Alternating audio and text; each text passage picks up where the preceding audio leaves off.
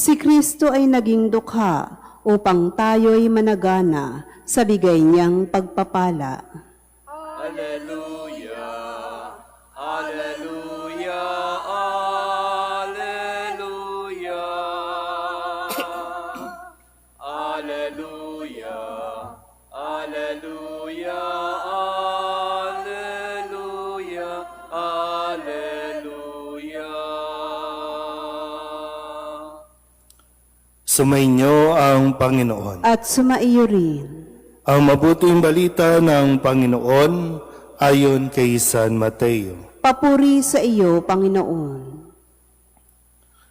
Noong panahong iyon, sinabi ni Jesus sa kanyang mga alagad, walang makapaglilingkod ng sabay sa dalawang Panginoon, sapagkat kapuputan niya ang isa at ibigin ang ikalawa. Paglilingkuran ng tapat ang isa at hahamakin ang ikalawa. Hindi kayo makapaglilingkod ng sabay sa Diyos at sa kayamanan. Kaya't sinasabi ko sa inyo, huwag kayong mabagabag tungkol sa pagkain at inumin na kailangan ninyo upang mabuhay o tungkol sa damit na kailangan ng inyong katawan. Hindi ba't ang buhay ay higit na mahalaga kaysa pagkain at ang katawan kaysa pananamit? Basta ninyo ang mga ibon, hindi sila naghahasik ni nag-aani o kaya'y nagtitipon sa bangan. Gayunman, pinakakain sila ng inyong amang nasa langit. Hindi ba higit kayong mahalaga kaysa mga ibon? Sino sa inyo ang makapagpapahaba ng kanyang buhay ng kahit isang oras sa pamamagitan ng kanyang pagkabalisa? At bakit kayo nababagabag tungkol sa pananamit? Isipin ninyo kung paano sumisibol ang mga bulaklak sa parang. Hindi sila nagpapagal ni humahabi man. Ngunit ito ang sasabihin ko sa inyo. Maging si Solomon ay hindi nakapagsuot ng kasing ganda ng isa sa mga bulaklak na ito, bagamat napakariringal ang mga damit niya. Kung ang mga damo sa kabukiran ng buhay ngayon at kinabukas ay iginagatong sa kalan ay dinaramtan ng Diyos, kayo pa kaya? Kay liit ng pananalig ninyo sa Kanya. Kaya't huwag kayong mabalisa tungkol sa inyong kakanin, iinumin o daramtin. Sapagkat ang mga bagay na ito ang kinahuhumalingan ng mga taong wala pang pananalig sa Diyos. Alam ng inyong amang nasa langit na kailangan ninyo ang lahat ng ito. Ngunit pag sumakitan ninyo ng higit sa lahat, ang pagharian kayo ng Diyos at mamuhay ng ayon sa Kanyang kalooban at ipagkakaloob niya ang lahat ng kailangan ninyo. Kaya, huwag ninyong ikabahala ang para sa araw ng bukas. Saka na ninyo harapin kapag ito'y dumating. Sapat na sa bawat araw ang kanyang mga suliranin. Ang mabuting balita ng Panginoon. Pinupuri ka namin, Panginoong Heso Kristo. Isang magandang umaga po sa inyong lahat. Ngayon po ay Sabado sa ika-11 linggo sa karaniwang panahon. At muli, sa buong linggong ito ay nawa maging gabay at pakaalalahanin natin mabuti ang mga salita na ipinagkaloob sa atin ng ating Panginoong Heso Kristo.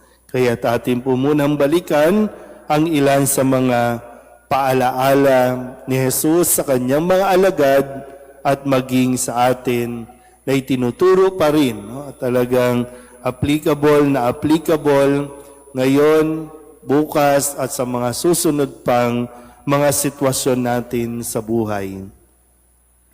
Nung Lunes, ang sabi ni Kristo, "Ngayoy sinasabi ko sa inyo, huwag ninyong labanan ang masamang tao. Kung may sumampal sa iyo sa kanang pisngi, iharap mo pa sa kanya ang kabila." Ito yung patungkol din, no, sa utos din na ibinigay sa mga tao. At nung Martes, muli, ang sabi ni Kristo, "Ito naman ang sabi ko. Ibigin ninyo ang inyong mga kaaway at idalangin ninyo ang mga umuusig sa inyo, upang kayo'y maging tunay na anak ng inyong amang nasa langit." So, sa 2 araw na ito, bukas ba ang ating mga tenga o bingi-bingihan tayo pagdating dito? Ano nga ba ang dapat gawin kapag may nangaaway, kapag may nambubuli, kapag mayroong nang-aangkin? Diba? Talaga ang kailangan natin, hindi konstitusyon, ang utos ng Diyos, ang salita ng Diyos. Noong Miyerkules, ang sabi naman ni Kristo, "Pag-ingatan ninyo na huwag maging pakitang tao lamang ang paggawa ninyo ng mabuti." So, walang naikukubli sa Diyos. Bakit ka nagsisimba? Bakit ka nagsiserve sa simbahan? Bakit ka tumutulong? Bakit ka nagbibigay ng abuloy? Bakit ka nagkakawang gawa? Ang lahat ng yan, bagamat pwede mong ituloy, pero ang paalala sa atin ni Kristo, huwag maging pakitang tao lamang. Dahil wala tayong mapapala o wala tayong makukuhang gantimpala dyan. Nung Huwebes, itinuro naman ni Kristo ang napakahalaga na panalangin. Ang sabi rin ni Kristo, "Sa pananalangin ninyo'y huwag kayong gagamit ng napakaraming salita gaya ng ginagawa ng mga hentil." Kaya ibinigay sa atin ang dasal na Ama namin. Kahapon, Biyernes, ang sabi ni Kristo, "Sapagkat kung nasaan o saan naroon ang inyong kayamanan, naroon din naman ang inyong puso." Mahalaga din na mapagnilayan natin ano bang itinuturing nating kayamanan. Kasi doon talaga nakatuon ang ating pong atensyon.